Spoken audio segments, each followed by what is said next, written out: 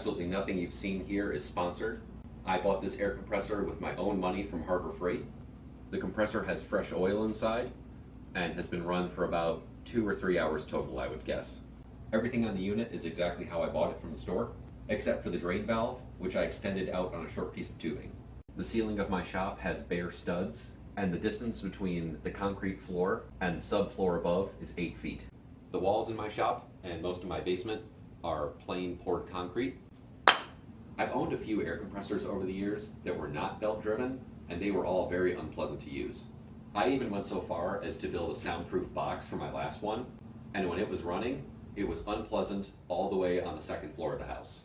This one I can barely hear when I'm on the first floor. I made a special point in this test to not include a decibel reading.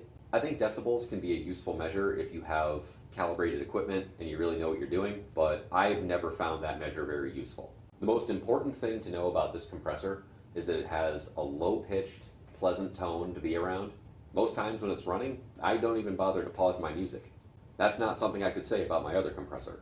My other compressor was miserable to be around.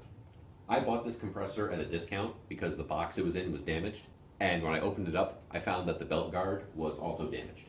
That's why I was holding on to it earlier in the test, because it does have a fair amount of rattle.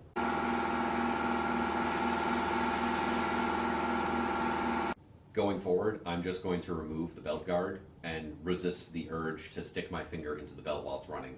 I don't know if this unit is going to get louder or more unpleasant a year or two down the road, but for right now, it's a massive improvement over what I have, and I'm thrilled with it. I decided to make this video because none of the reviews on this compressor I could find showed or discussed what it actually sounded like. They were just some guy in his garage haphazardly holding a decibel meter on his phone in front of it and then spouting off some nonsense.